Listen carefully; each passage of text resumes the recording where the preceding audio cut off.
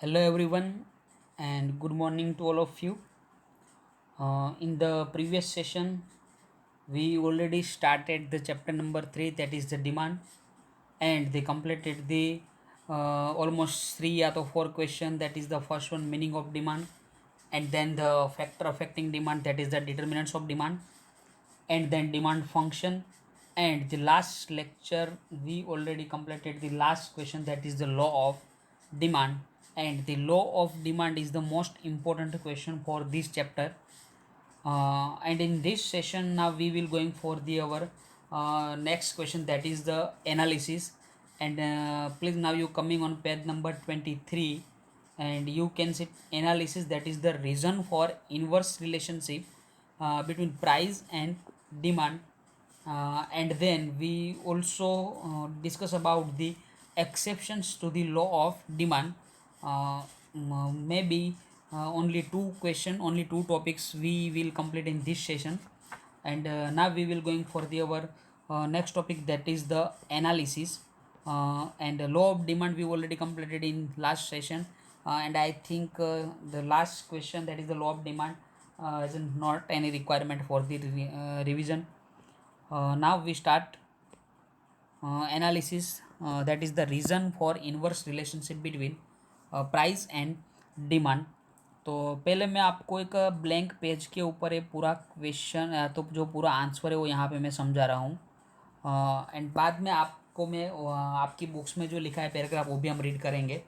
तो पहले सिर्फ हम यहाँ पे समझने की ट्राई कर रहे हैं कि जो भी एनालिसिस है कि कौन से ऐसे रीज़न है कि जो इन्वर्स रिलेशन यानी तो नेगेटिव रिलेशनशिप हो रहा है बिटवीन प्राइस एंड डिमांड.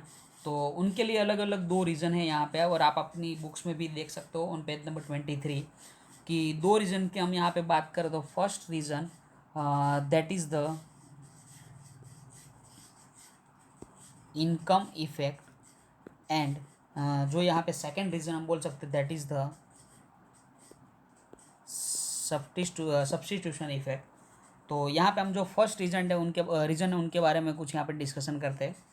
तो इनकम इफेक्ट की हम यहाँ पे बात करते हैं. तो फ्रेंड, यहाँ पे हम दो इनकम के बारे में ध्यान रखेंगे. The first one, that is the monetary income, and second one, that is the real income. तो what is the meaning of monetary income and real income, उनके बारे में पहले देखेंगे. कि एक एग्जांपल से हम समझते हैं कि समझो कि आपकी जेब में, आपकी पॉकेट में एवरी डे 50 रुपीज़ आ रहे हैं. तो आपकी जेब में जो 50 रुपीज़ आ रहे होते हैं, यहाँ पे हम बोल सकते हैं, सॉरी, यहाँ पे मैं थोड़ा अमाउंट चेंज कर देता हूँ. कि समझो कि 100 रुपीज़ आपके पास, आपकी जेब में रोज आपकी पॉकेट में आ रहा है. तो ये जो 100 है आपके लिए क्या, वो मॉनिटरी इनकम. अब रियल इनकम यहाँ पे क्या होगी उनके बारे में देखेंगे. तो 100 रुपीज़ जो आपके पास आ रहे हैं, उसमें से आप क्या करते हो कि मैं एग्जांपल यहाँ पे एक रख रहा हूँ कि आपके पास जो भी इनकम आएगी तो आप उस इनकम में से आप एक्सपेंस करने वाले ही हो.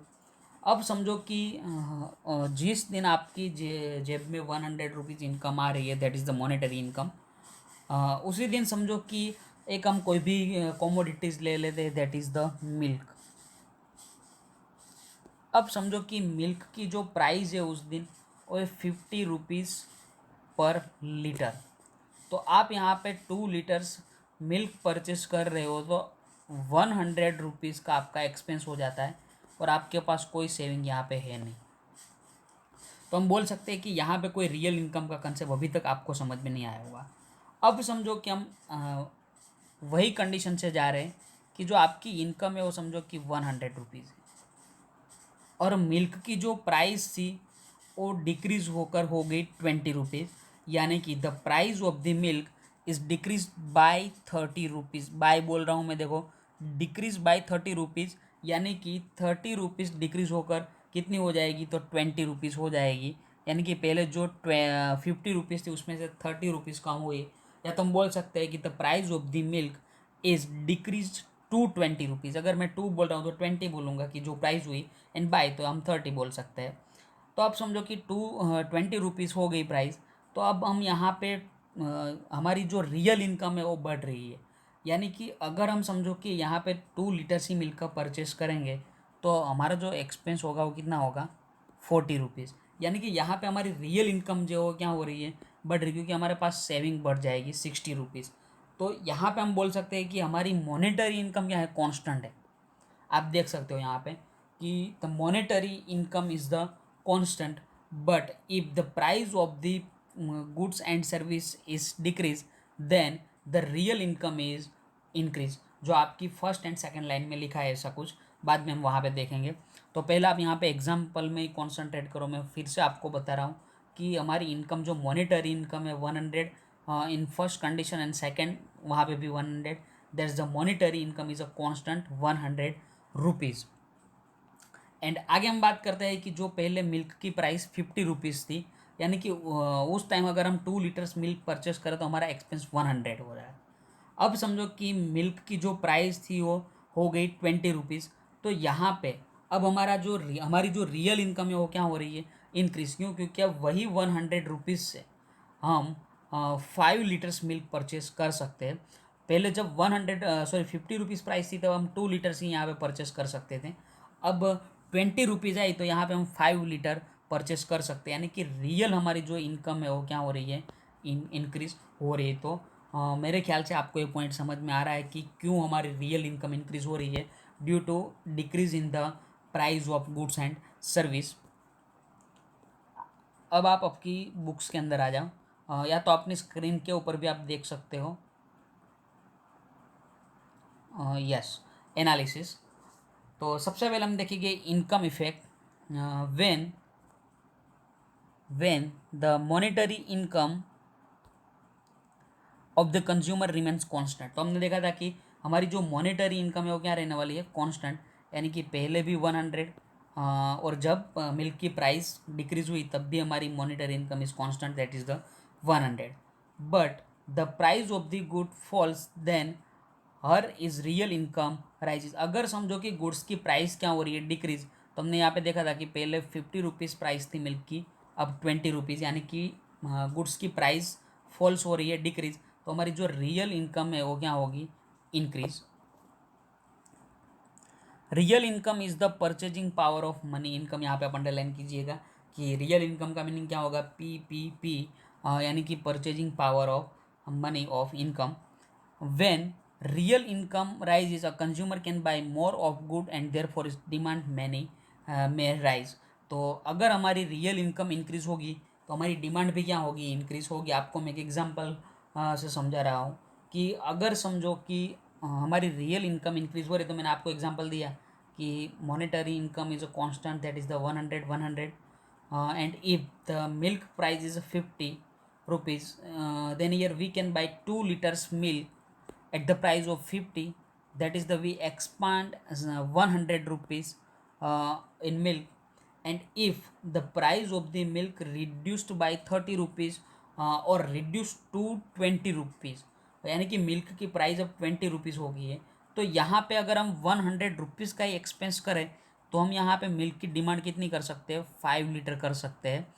तब जाके हमारा जो दोनों एक्सपेंस यहाँ पे आप देख सकते हो कि if the we can buy 2 litres milk and if we buy the 5 litres milk, the expense is almost equal. तो यहाँ पे जो हमारी जो 2 रुपीज़ सॉरी, जब 50 रुपीज़ प्राइस थी मिल्क की तब हम 2 लीटर्स परचेस कर रहे थे, तभी हम 100 एक्सपेंस कर रहे थे। एंड जब मिल्क की प्राइस 20 हो गई तब हम 5 लीटर यहाँ पे परचेज, यानी कि हमारी डिमांड क्या हो रही है, बढ़ रही है। क्यों? क्योंकि हमारे रियल इनकम इंक्रीज होने से हमारी डिमांड क्या होगी, बढ़ेगी। तो आपकी बुक्स में वही यहाँ पे लिखा है। Example, if the amount money sorry यहाँ पे when real income rises a consumer can buy more of good and therefore it's demand में राइज। तो यहाँ पे मैंने आपको समझा दिया कि जैसे हमारी रियल इनकम इंक्रीज होगी तो हमारी डिमांड भी इंक्रीज होगी। For example, if the amount of money at the disposal of the consumer is rupees 50 and the price of the milk is rupees 50 per liter, then consumer can buy only 1 liter of milk। यानी कि अब समझो कि जो monetary income consumer की वो 50 rupees है, and price की हम बात करें मिल्क की तो अभी 50 रुपीज़। तो यहाँ पे जो कंज्यूमर है वो परचेस कर सकता है मिल्क, या तो डिमांड 1 लीटर मिल्क की कर सकता है। But if the price falls to ₹10, अगर समझो कि प्राइस ₹10 हो जाती है तो हम डिमांड 5 लीटर्स की कर सकते हैं। एग्जाम्पल यहाँ पे थोड़ा अलग है, हमने थोड़ा ये अलग लिया। आप कोई भी एग्जाम्पल लिख सकते हो, बुक्स में दिया वो भी एग्जाम्पल, या तो हमने जो यहाँ पे समझा वो भी एग्जाम्पल, आपको जो याद रहे। अब समझो कि हम डिमांड 5 लीटर की कर सकते हैं अगर हमारी जो मॉनिटरी इनकम कितनी होगी, constant, that is ₹50। Mostly normal goods have a positive income effect, but in inferior goods have a negative income effect। यानी कि अगर समझो कि इन्फीरियर गुड्स है तो वहाँ पे जो इफेक्ट होगी वो क्या होगी, नेगेटिव होगी। पॉजिटिव इनकम इफेक्ट यानी कि अगर हमारी इनकम इंक्रीज होगी तो हमारी डिमांड क्या होगी, इंक्रीज। तो हमने यहाँ पे देखा कि हमारी रियल इनकम इंक्रीज हो रही थी तो हमारी डिमांड भी इंक्रीज हो रही थी। That's why that's the positive income effect. यानी कि जब पॉजिटिव वर्ड्स होगा तो दोनों के जो डायरेक्शन होगी वो दोनों के जो डायरेक्शन है वो एक ही डायरेक्शन में दोनों जा रहे हैं। एंड अगर नेगेटिव होगा तो एक का डायरेक्शन ऊपर होगा और दूसरे का नीचे, या तो पहले का नीचे वाला डायरेक्शन तो दूसरे का ऊपर का होगा डायरेक्शन। यानी कि नेगेटिव में दोनों का डायरेक्शन अलग अलग होगा, लेकिन पॉजिटिव में दोनों का सेम होगा डायरेक्शन। जो इन्फीरियर गुड्स है वहाँ पे नेगेटिव इनकम इफेक्ट होगी। तो नेगेटिव में क्या होगा, वो नेगेटिव की अगर हम इन्फीरियर की गुड्स की बात करें, then you can come on page number 24 in the top, that is the extremely low price goods. तो जो लो प्राइस गुड्स हैं उनको हम बोल सकते हैं that is the inferior goods. और उनके बारे में हम डिस्कशन आज के लेक्चर में अगर पॉसिबल होगा तो आज ही कर देंगे। अगर आज पॉसिबिलिटी नहीं रहेगी तो हम नेक्स्ट लेक्चर में वो क्वेश्चन देखने वाले हैं, तो उस टाइम हम जो इन्फीरियर गुड्स है उनका मीनिंग देख लेंगे। तो उस दिन ये आपकी जो 2 लाइन है उस दिन हम कंप्लीट करेंगे। आज क्योंकि आपको ज़्यादातर यहाँ से कुछ समझ में नहीं आएगा तो हम जब इन्फीरियर गुड्स का वो पूरा पॉइंट देखेंगे उस टाइम में समझ लेंगे। That is when the price of inferior goods fall, then the real income of the consumer increase, but the demand for these goods fall. For example, coarse food grain, जो हम next lecture में पूरा inferior good समझेंगे, क्योंकि आप page number 24 पे वहाँ पे देख सकते हो। एक्सट्रीमली जो लो प्राइस गुड्स है उनको हम इंफीरियर गुड्स ही बोलते हैं, और उनके बारे में डिस्कशन जब हम अगला लेक्चर स्टार्ट करेंगे उस टाइम कर देंगे। सॉरी, गिफन गुड्स है उनकी हम बात कर रहे हैं, तो जो गिफन गुड्स है वो इंफीरियर गुड्स। तो जब गिफन गुड्स का पॉइंट हम रेडी करेंगे उस टाइम में इन्फीरियर का भी पॉइंट कंप्लीट करेंगे। Next one that is the substitution effect. तो फ्रेंड हमने देखा था कि जो इफेक्ट की बात करें तो डिटर्मिनेंट्स ऑफ डिमांड, उनके अंदर जो थर्ड अदर डिटर्मिनेंट्स के अंदर जो थर्ड फैक्टर था that is the price of related goods. वहाँ पे there are 2 types of related goods, that is the substitute and complementary. तो सब्सटीट्यूट गुड्स उनकी भी कुछ यहाँ पे इफेक्ट होती है, उनके बारे में अब डिस्कशन कर रहे हैं कि अगर समझो कि when the price of concern good fall it become a relatively cheaper than it's substitute. अगर समझो कि जो कंसर्न गुड्स है उनकी प्राइस फॉल्स होगी, कंपेरेटिव हम किसके साथ कर रहे हैं, सब्सटीट्यूट से, relatively cheaper than it's substitute, substitute से भी कम प्राइस अगर हो रही है तो consumer will reduce the consumption of substitute goods and expand the demand of concern good. This is a substitution effect. तो हमने उस लेक्चर में भी इनके बारे में डिस्कशन कर दिया था। आपको मैं एक एग्जांपल दे रहा हूँ कि 1 मिनट,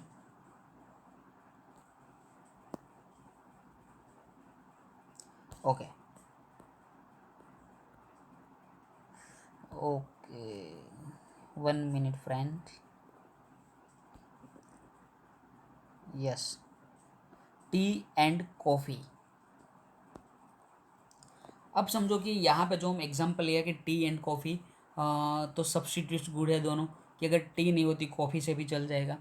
अगर टी की जो प्राइस है वो क्या हो रही है, इंक्रीज़ हो रही है, तो हमें पता है कि कॉफ़ी की डिमांड क्या होगी, इंक्रीज। यानी कि टी की डिमांड क्या हो जाएगी, डिक्रीज़। तो यहाँ पे जो सब्सटीट्यूशन इफेक्ट आ रही है वो किसके ऊपर आ रही है, कॉफ़ी एंड टी दोनों के ऊपर। फिर से मैं यहाँ पे लिख देता हूँ कि टी एंड कॉफ़ी।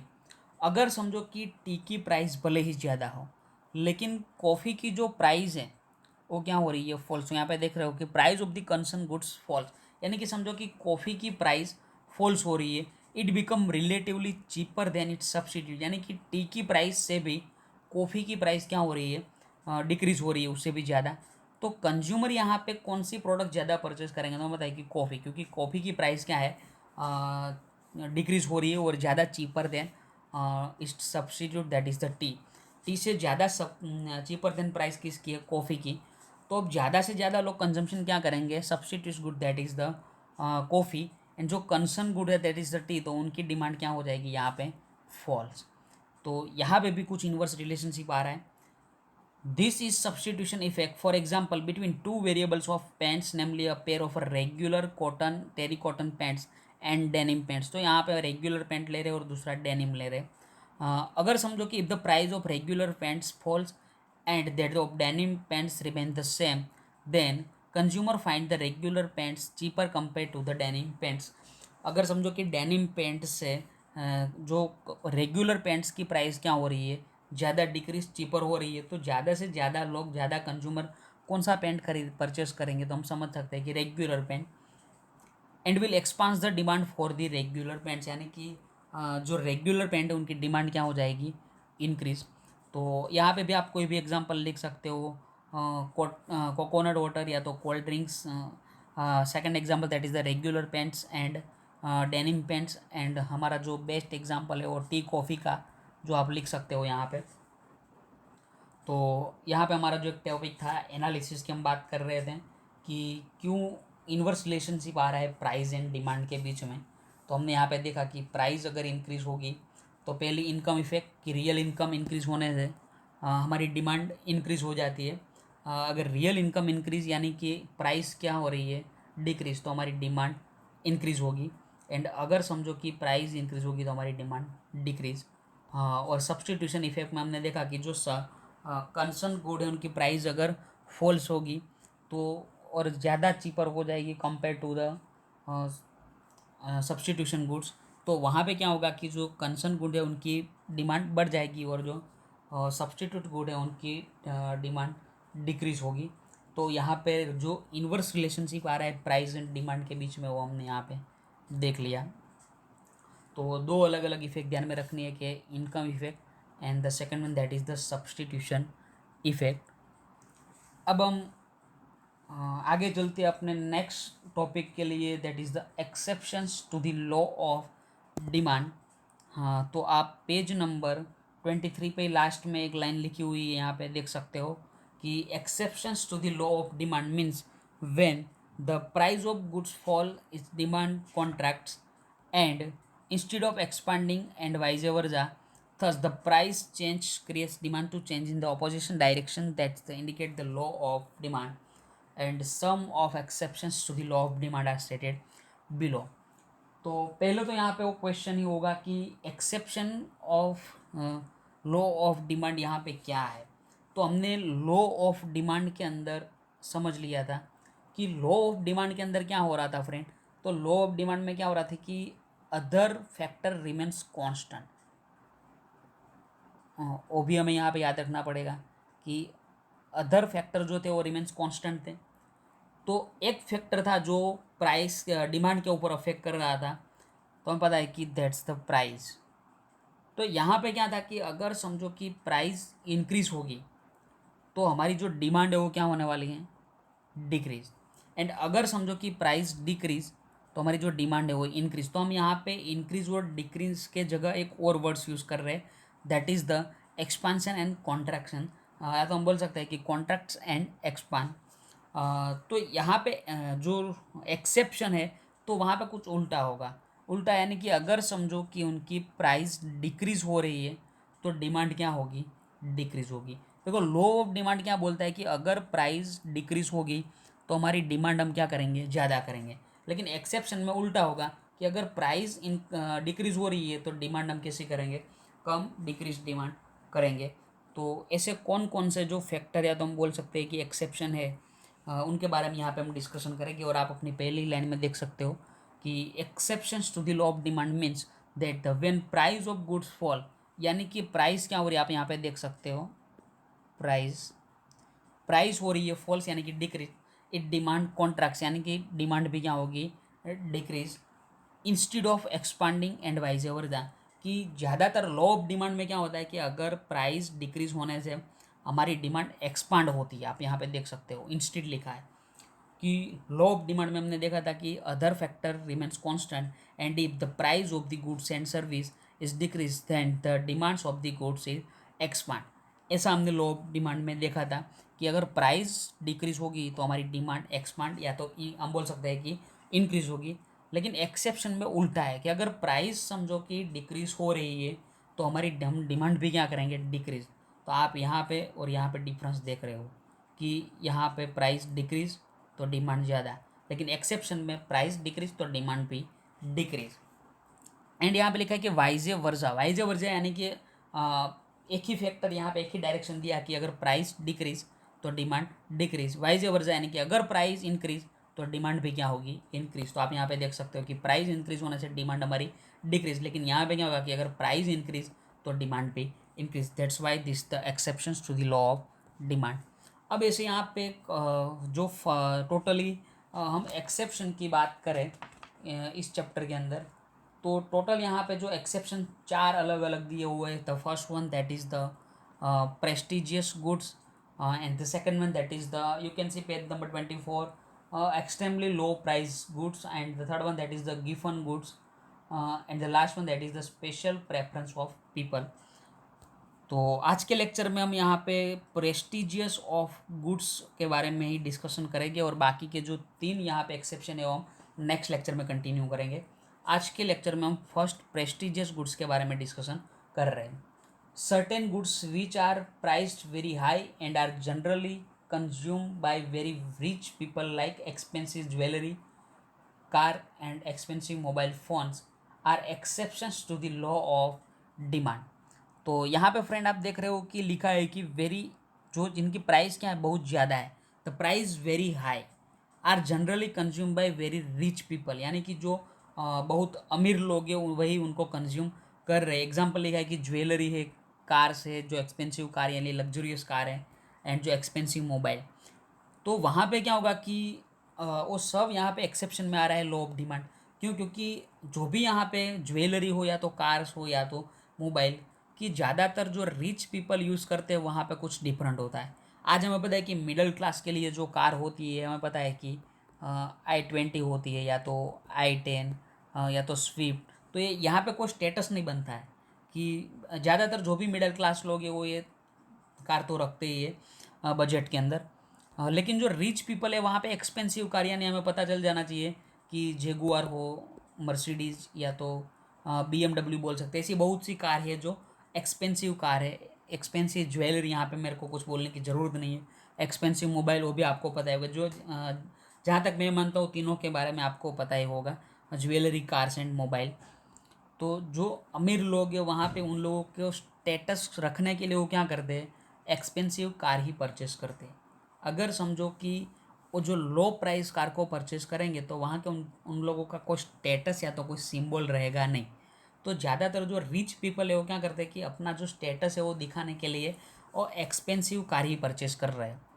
तो वहाँ पे क्या होगा कि अगर समझो कि कार की प्राइस भले ही डिक्रीज हो जाए तो भी वो लोग इस कार की डिमांड इंक्रीज नहीं करेंगे। क्यों? हमें पता है कि उन लोगों को स्टेटस की वहाँ पे पड़ी है, प्राइस की नहीं पड़ी है। मैं आपको एक एग्जांपल यहाँ पे दे रहा हूँ। आपको शायद पता होगा एक कंपनी का नाम, दैट इज़ द ब्लैकबेरी। यहाँ पे मैं लिख रहा हूँ BB, ब्लैकबेरी मोबाइल। तो बिफोर 5 ईयर 7-10 ईयर के पहले की हम बात कर रहे हैं। तो उस टाइम जो ब्लैकबेरी का फ़ोन था वो एक स्टेटस वाला फ़ोन था। I think you all know that कि जब बिफोर 10 ईयर यानी कि जब आपको याद भी नहीं होगा उस टाइम ये ब्लैकबेरी का मोबाइल आ रहे थे। तो जो ब्लैकबेरी के mobile before 5 year 7 year 10 year की बात है, 2012 13 14 की ये बात है। तो उस टाइम ब्लैकबेरी के मोबाइल आ रहे थे तो उनकी प्राइस भी ज़्यादा थी। और ये जो मोबाइल था उनका कुछ स्टेटस अलग था कि जिन लोगों के पास ब्लैकबेरी फ़ोन होते तो हम मानते हैं कि ये रिच मैन हो गए। लेकिन हम आज की बात करें तो ब्लैकबेरी के जो फ़ोन थे वो उनकी डिमांड भी कम होगी और प्राइस भी क्या हो गई है, लो। तो आज अगर समझो कि हम किसी के पास भी ब्लैकबेरी फ़ोन देख लेंगे तो हम यहाँ पे ऐसा नहीं सोचेंगे कि ये आदमी पैसे वाला होगा। क्यों? क्योंकि ब्लैकबेरी फ़ोन की आज कोई डिमांड है नहीं और उनकी प्राइस भी क्या हो गई है, कम, आज मिलते भी बहुत कम है मोबाइल। तो यहाँ पे हम समझ सकते हैं कि जब उनकी प्राइस ज़्यादा थी तब उनकी डिमांड क्या थी, ज़्यादा। क्यों? क्योंकि स्टेटस वाले मोबाइल हैं। लेकिन आज उनकी प्राइस डिक्रीज़ हो गई तो डिमांड भी क्या हो गई, डिक्रीज़। क्यों? क्योंकि अगर ये फ़ोन रखेंगे तो आज कोई उनके स्टेटस को देखने वाले है नहीं। तो आप यहाँ पे एक बात क्लियर हो गई कि जो रिच मैन है, रिच पीपल है, वो लोग अपने स्टेटस को शो करने के लिए क्या करते हैं, एक्सपेंसिव प्रोडक्ट ही परचेस करते हैं, चाहे वो ज्वेलरी हो, कार्स हो या तो मोबाइल हो। अगर उनकी प्राइस ज़्यादा होगी तो लोग ज़्यादा परचेस करेंगे, अगर उनकी प्राइस समझो कि कम है तो कम परचेस करेंगे। यानी कि यहाँ पे देखो कि लो ऑफ डिमांड में इन्वर्स रिलेशनशिप था बिटवीन प्राइस एंड डिमांड। लेकिन यहाँ पे अगर दोनों का पॉजिटिव रिलेशनशिप आ रहा है कि अगर प्राइस इंक्रीज होगी तो हम डिमांड भी ज़्यादा करेंगे। एंड ब्लैकबेरी का एग्जांपल देख लो कि प्राइस कम हो गई तो डिमांड भी डिक्रीज हो गई, एंड जब प्राइस ज़्यादा थी तो उस टाइम डिमांड उनकी ज़्यादा थी। तो यहाँ पे क्या होगा कि जो प्रोडक्ट की प्राइस ज़्यादा उनकी डिमांड ज़्यादा, जिसकी कम उनकी कम। क्यों? क्योंकि यहाँ पे हमें स्टेटस बताना है, प्राइस की कोई पड़ी नहीं है। Such a goods are use by the rich as a status symbol. तो जो भी रिच पीपल यूज़ कर रहे क्यों, एज अ स्टेटस।